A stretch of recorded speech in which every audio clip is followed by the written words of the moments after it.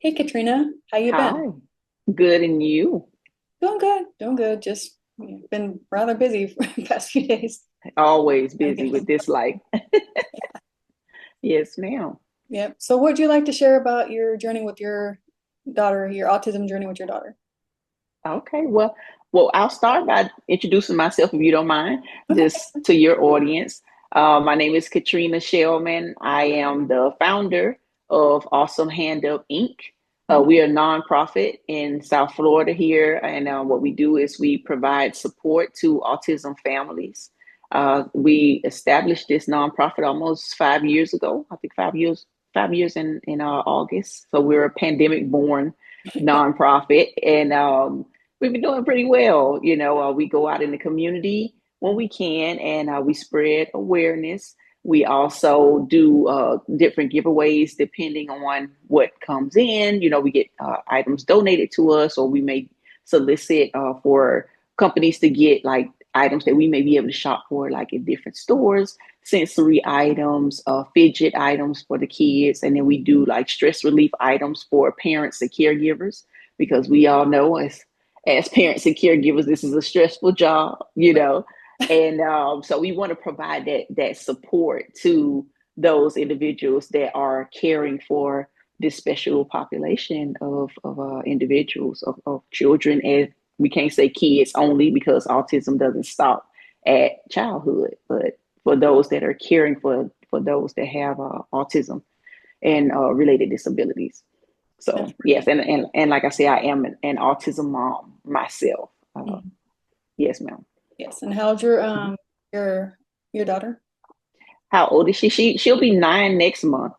Okay. So her name is Asia, and she's such a happy girl. Asia is just like a from the beginning. She's always had no problem with smiling, which is not typical of autistic individuals. As far Mhm. as from the medical standpoint, they typically don't feel like autistic children have, like, they show emotions. But Asia she was always a happy girl, always smiling, jumping around, playing around. I was very affectionate. She loves to hug and kiss you. She always pulling my face, or our faces to her, and wants to, get a little smooch here and there. But she's very good. And just to talk about the journey, I think you asked me earlier on. Asia was diagnosed as autistic at age 2 years and 3 months old. Wow. So at that time, I did not know what autism was. Mhm. I had no idea. I heard of it. I knew it had to do with special needs, but I didn't know how it affected a person. And so we wound up going to specialist, because her primary care physician, from the time she was 12 months old, he started asking me, how many words does she have? And I was like, oh, she has three. She would say, like, I think she said dad, dad, hi, and maybe bye, you Mhm. know. And he was like, okay. He said, I'm gonna have to ask you this, like, for the next few appointments Mhm. over the next year or two. And he was like, if she doesn't have any more words by the time she turns two Mhm. years old, by law, I have to refer you out to a specialist. Mhm. So basically, what brought us around to trying to get the diagnosis was lack of speech, Mhm. or not enough words, speech delay. So that was the only thing that we noticed that was different about Asia. Okay. Might I add, Asia is not my only child. I have a 26-year-old daughter who's neurotypical. Mhm. And so I do have a large gap between my kids as far as their ages, Yeah. which I feel like is a reason why I might have missed some of the milestones that she wasn't, getting, or Mhm. wasn't hitting in a timely basis, Yeah. because I didn't remember. I mean, I had my first child when I was 19, and then I had Asia when I was 37. So I didn't remember some of the things that I should have probably been looking for, or I might have been looking for if I had my kids closer together. Yeah. But it's fine. And so yes, so would you like me to elaborate more on, like, how we got to the diagnosis of her? Whatever you like to share. Okay. So like I said, so when we went for the 2-year-old appointment, sure enough, she still had only the same 3 words. And so he did give us referrals to, I believe, a neurologist, Mm-hmm. um, neurologist, speech therapist, and occupational therapist at that time. So I actually did not use those referrals immediately. I was at work and I was talking to one of my coworkers and I was telling her what the doctor had told me, like a week earlier or what have you. And she was telling me that her goddaughter gets speech therapy at home. And I was like, yeah, really? I say, well, see if you can reach out to her mom. I would like that information because maybe Asia could get speech therapy at my mom's house since Mm-hmm. that's where she was at that time. My mom would watch her for me while I was working. So out down here in Miami, Florida, there's something called a place called the Mailman Center.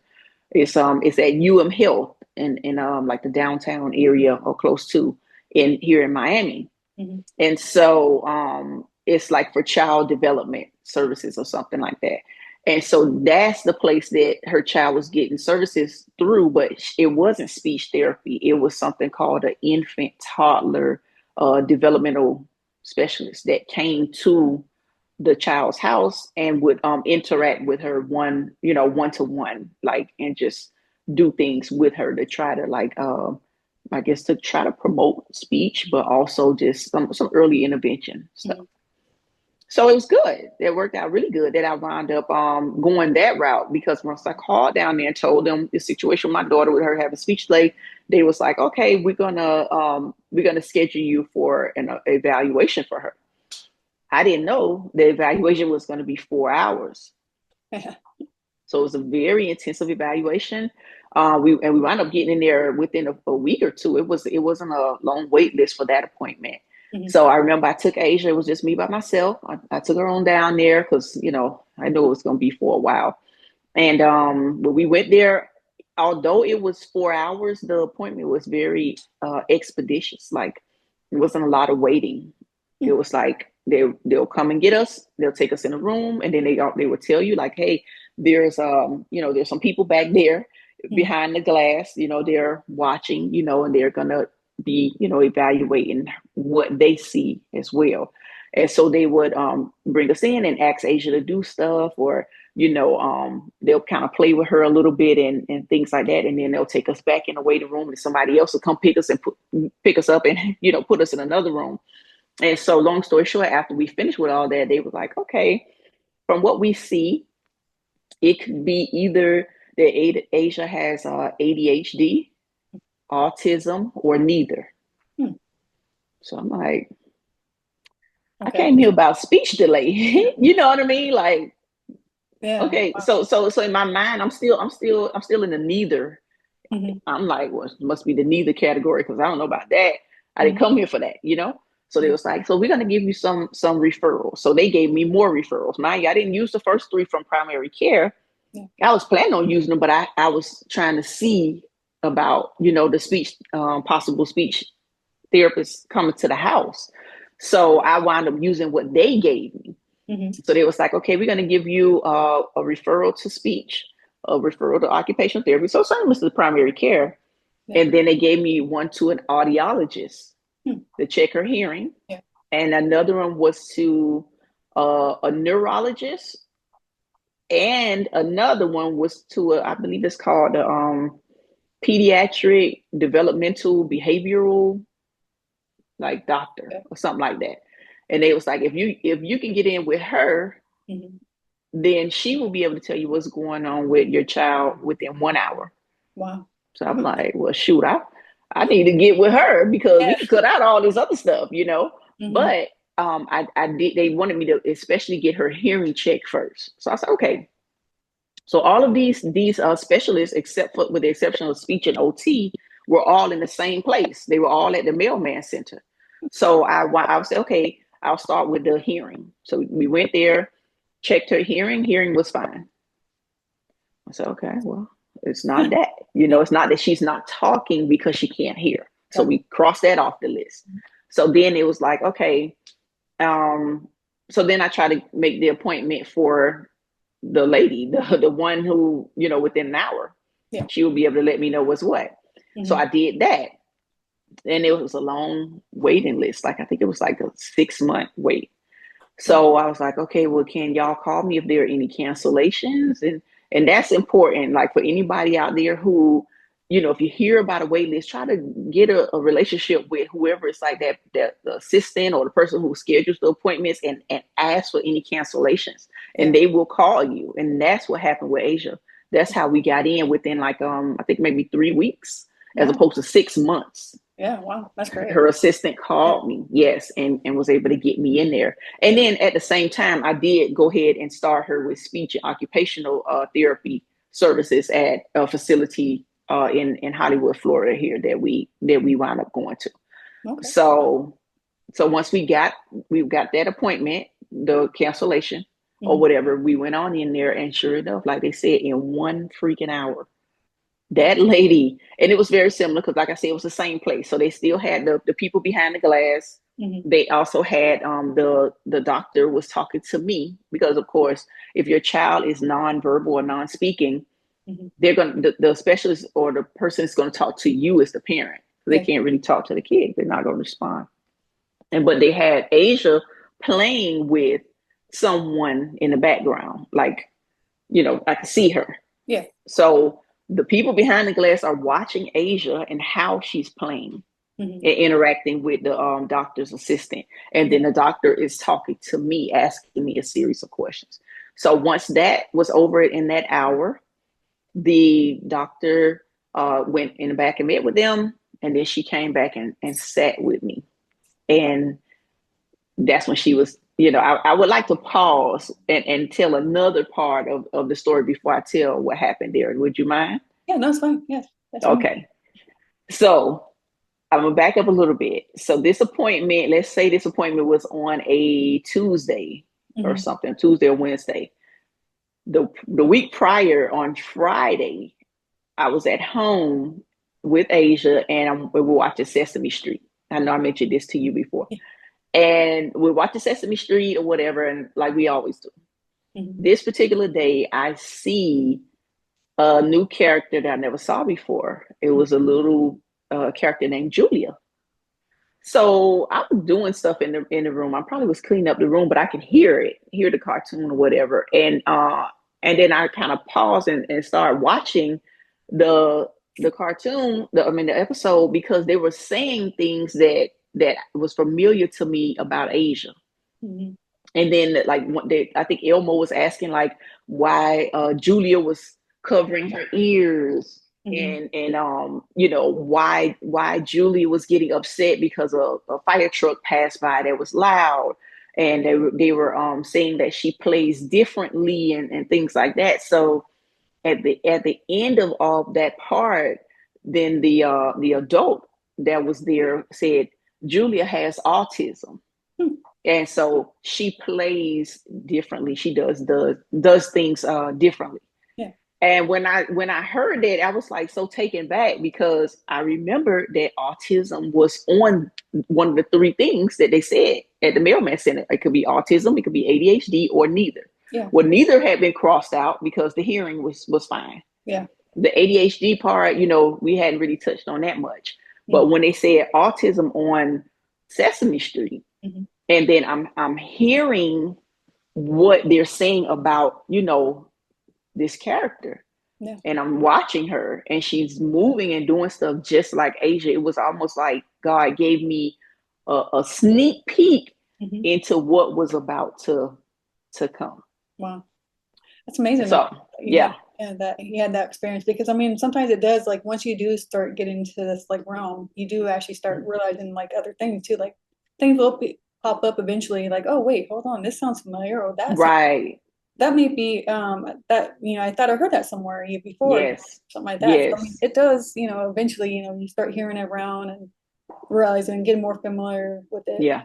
So that's, It was like right in my face then. And so now fast forward back to, I'm sitting there with the doctor, mm, and she comes out the room with the with the other team of people back there who was observing Asia. And she was like, okay, mom, what do you think is going on with Asia? And I got choked up. I just started shaking my head. I could not even talk because when she said that, I was reminded of, it's like I can hear in my spirit that man on Sesame Street said, Julia has autism. You know what I mean? And the stuff that she was asking me when she was like, it was almost like an interview, but like evaluating Asia, but asking me all the questions. It was like she knew Asia.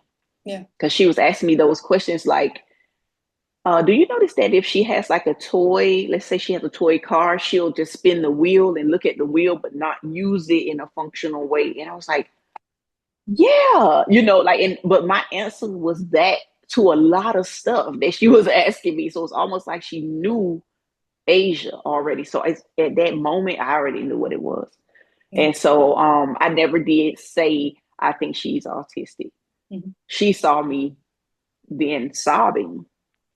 And she said, we believe Asia is autistic, and so it was like right then when it was confirmed. Wow. So it was hard. Did they diagnose like a certain autistic, like our? They did not tell me, like you saying, like a level.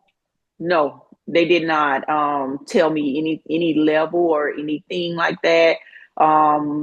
At that time, I didn't know that there was. I knew I didn't even really know fully about the spectrum of it, but no, they just said that she's autistic or what have you. And so, after a few minutes when I gathered myself, then I was asking her, like, so what do we do to help her? How long, because I was oblivious to it. How long will this be this way? And the lady was just looking at me like with a blank stare, with like, and I'm looking at her like, you're not gonna tell me? Like, is it a secret? And she was like, it's autism is a lifelong, disability. And I was like, I had no point of reference like that. I remember saying that so often when she first got diagnosed, and like the weeks and even months after, like I kept saying, I don't have a point of reference for this. In my mind, I needed something to compare it to, so that I know how to navigate it. Yeah, exactly. It's like I have a point of reference for having a daughter, right? Because I had another daughter. So when I had Asia, okay, I know how to do a girl. You know what I mean? But I did not have a point of reference for having a child with special needs. And that was it just tore me up, because I just did not know how to navigate this new journey. Like it was very much overwhelming for me.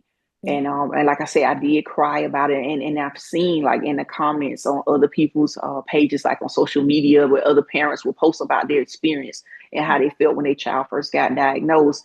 And people are like, well, I think some individuals from the actually autistic community that would be, for those that don't know, like adults or people that are older that have their voice where they can talk and communicate how things felt for them earlier on and stuff like that.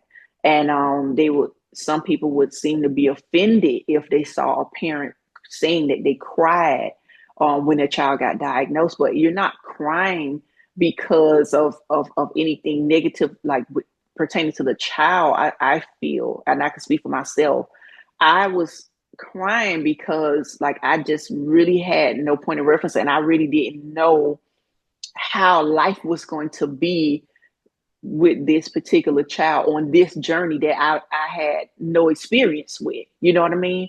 And then too, I've heard other parents say that they cried because they mourned the life that they thought their child would have. Yeah.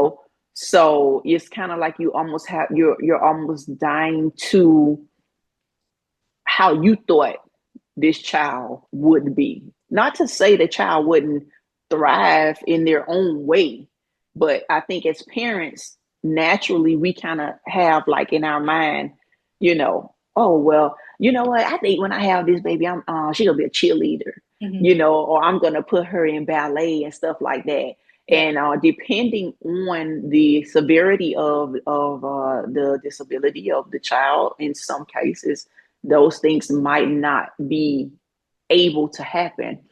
In other cases, it can. You know, you still can do things. You know what I mean? So, and you still can do some of those things. Like there are some autistic, you know, individuals that cheer or Yeah. you know dance and things like that. Asia was in dance therapy, so you know we Yeah. still have a form of dance. You know, it may not be necessarily ballet, but I'm just saying, like in your mind at the time when you're getting hit with the diagnosis and stuff like that, those are just natural reactions to the news, you know. I know So we yeah, that all happened. perceive it differently, and we Hmm. all our emotions are different. And so, I mean, Yeah, it yeah, depends on how we are, you know. I mean, it's true. It I depends don't on the think we should be person. judged for how we feel, you know. I mean, it's all Yeah, of us, you know, we're all different. that's right. It's true. Yes, ma'am. So, So yeah, so that was our D Day, as I call it, mhm. diagnosis day story and everything. But Oh, thank you for and sharing then all that. no worries. And I would like to add this to what the doctor said to me after that. She did tell me that she said that the only thing that was proven to help autistic children, I guess, you know, scientifically or whatever, Mhm. was therapies. Mhm. Like the therapies were the only things that really worked. And so she gave me the referrals to the different types of therapies, which, like I said, I already had put her in speech therapy and occupational therapy. She did mention behavioral therapy, which I do know can be a bit controversial, especially nowadays. And we did explore all three of those therapies. And from our side, as far as you know, our experience, which is my only point of reference, which is the one with my child, it Mhm. was pleasant. You know, I feel like everything is relative. You know, there are some people in every profession that do not do things in the best way.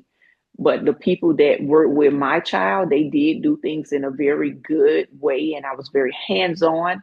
And I see like great strides that she made as a result of all three of those therapies. And then later on, we added in physical therapy Mhm. to Yeah. help her with her toe walking, because toe walking is also another possible sign of So, autism. I say possible because every toe walker is not autistic, yeah. but it can be a sign of it, and it was definitely that case with Asia. She was walking on her toes from the time she started walking.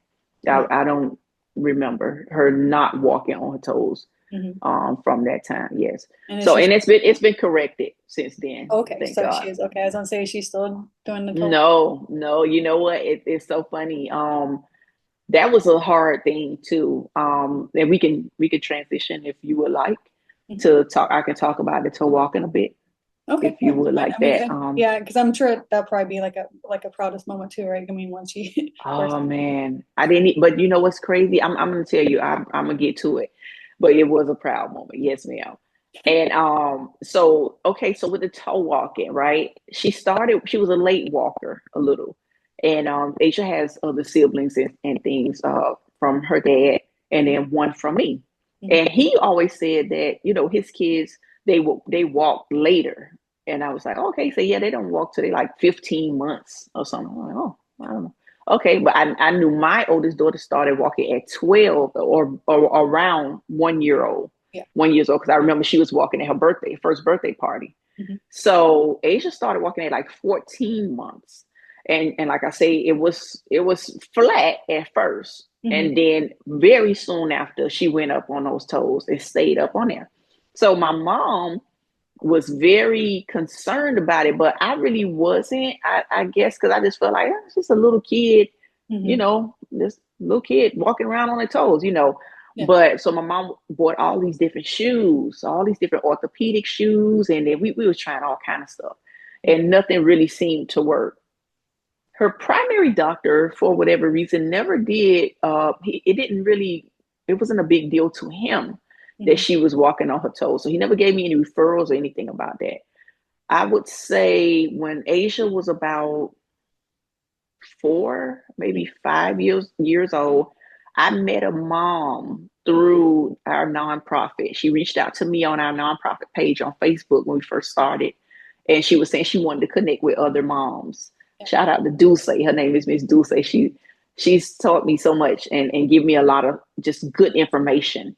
And so she heard me say something about Asia walking on her toes, and she was like, "Oh yeah, my son, he was walking on his toes or whatever. I think he was a toe walker or something too." And she was like, she needs to get some AFOs or SMOs. So those are Oh, foot okay. braces or leg braces or whatever. So the SMOs are the shorter ones, Hmm. and the AFOs are the ones that go up like to the knee Oh, okay. or stuff like that. And I was like, really? And so she said, yeah, I'm gonna give you his orthopedic pediatrician's number, Hmm. and so you can go and get her evaluated. I'm like, okay. I didn't get that information from a doctor. Yeah. Got that from another autism mom, Yeah. and so this is Sometimes it why does it's take that. important. And I learned so much stuff through autism moms over the years. I learned, and that's not to take away from doctors or specialists and things like that, but there are some things that you're not going to get just from specialists. So this is why I encourage other autism moms or special needs moms, like when you're sitting at those different appointments, you're in the waiting area with other people for the same thing. Talk to people. Oh, You just sitting there, good idea. Yeah. just talk to somebody. You might see a kid that looks like your kid Hmm. walking around. They're both walking around while you're waiting to be called in the back for something. Yeah. Talk to them. They may know something that you don't know. And I'm telling you, I have some moms. I have a mom dream team that I met over these past 7 years now. I've learned so much stuff from them. I mean, literally, they have put me on to so many things. I'm so grateful. But That's that mom she told me about that doctor. I went to him. They wound up giving her the AFOs and stuff. We had to buy like special shoes. Billy shoes are great, where the whole top of the shoe zips off and you can flip it over, and then you can put their foot with the leg brace inside the shoe and then zip it back up. It look like a high top shoe. It's yeah. so cute. And they're like $30 at Target, so it's not a huge Oh, okay. deal. Hmm. And so that really helped. But I will say the doctor initially wanted to do surgery. Mm. That was his first thing that he said. He suggested doing surgery on her legs to correct the toe walking. Mm. I was not comfortable with that. Yeah. I said, yeah, I don't know if I want to do that. I think that might be a bit much for Hmm. her. And she was completely. I'll back up a little bit. Hmm. Asia was completely nonverbal at the time of diagnosis. I didn't mention that. Hmm. And now that I have had her evaluated by a psychologist when she was like 4 years old, he did tell me that at the time of diagnosis, Asia would have been considered to have profound or severe autism Okay. because of no speech, Hmm. because she was considered nonverbal at that time. Yeah. However, now she's considered to be moderate Hmm. with her autism. Okay. And because she can say some things, so she's minimally speaking now, and she uses a speech device, an AAC speech device, a little sign language, and things like that. So yeah, so she has improved. That doctor, the one with the 1 hour with her, Yeah. who gave the diagnosis, she was right. The therapies have really helped her improve. Of course, much prayer by the grace of God. Yeah. Thank you, Lord. But yeah, she's doing a lot better now. Okay, So great. yeah. How Mhm. long, how many words do you say that she's talking now? Like she's saying. How many words? She's still using approximations too, which for those that don't know, it's like if a baby or like a toddler wants their bottle and they'll say baba, Hmm. like you would know as the mom, okay, she wants a bottle. Like Yeah. some things she does have approximations, but I don't know how many words. Words and approximations, I would say maybe 15, Okay, that's good. somewhere between 10 and 15. It's not a lot, Hmm. but it's better and more than it was. And Exactly. so, like I say, she is considered to be minimally speaking. And Hmm. this is the reason why we do have the speech device, Hmm. because the speech device, it allows her to say what she cannot verbally say Hmm. yet. Also, I must add that she's considered to have a childhood apraxia of speech. Okay. So apraxia is like a motor planning I think disorder, having to do with her brain's ability to communicate to her, like mouth, lips, jaws, and be able to get out what's up here to get it out of her mouth. It's a bit like disorganized, I believe that's how they describe it. So what it does is characterized with inconsistent errors when speaking. Okay. So, for example, cup, the word cup. She can say the word cup sometimes. Sometimes she'll say up, and then other times she'll just say puh. But or she'll just do an approximate, like an approximation or whatever, and it'll be like sound like a gulping sound, like gut gut gut. You know what I'm saying? Yeah. But I know all four of those. She said cup. Yeah. You know what I mean? So how do we help you to know if you're around her what she wants? The AAC speech device. She has the device. She'll go to it and press cup, and it's going to say cup for her. So she always knows what she wants to say. It's just the ability to speak it is an issue with it because of that apraxia. And so that's why her speech situation is different than a typical another child that may just have a regular speech delay. They just need, typical speech therapy, and it will help them. And some kids won't even need speech therapy anymore after they get a certain age. With Asia, the childhood apraxia of speech, it's like a lifelong thing too, like her autism. So, it's a long road, but we're working it. We've learned to embrace all of the good, and we don't worry too much about the other stuff. We just take it one day at a time. So that's the best thing you can do. Yeah, and that's all. I mean, you can't. I say all the time, you can't skip any days. So Exactly. you really don't have a choice. So you might as well make the best of it. You know what I mean?